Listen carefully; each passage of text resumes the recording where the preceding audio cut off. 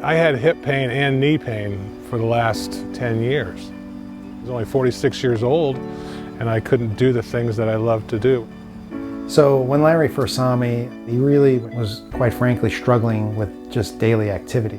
Before we even obtained x-rays, I knew that he had a very arthritic knee and 2 very arthritic hips.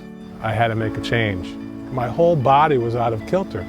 Dr. Lucchetti spent a lot of time, understanding what was going on. We treated him conservatively with injection, anti-inflammatories, rehab, but he failed an extensive course of rehab, so eventually we had to proceed with joint replacement. I was surprised that I was going to need a joint replacement at such a young age.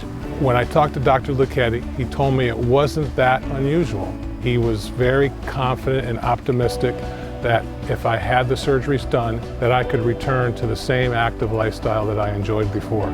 Typically in a patient with a bad hip and a bad knee, we always like to operate on the hip first. Sometimes when someone has a really arthritic hip, it will actually refer pain to their knee.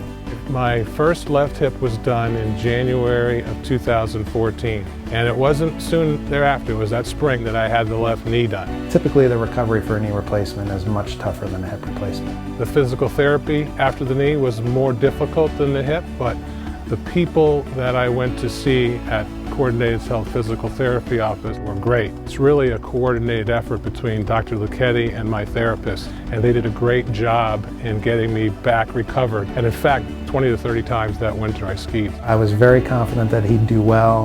His attitude was incredible. He's an incredibly hard worker, and that's usually 90% of it. I would recommend Dr. Lucchetti, and I have recommended Dr. Lucchetti. He really cares about returning you to the lifestyle that you want to live.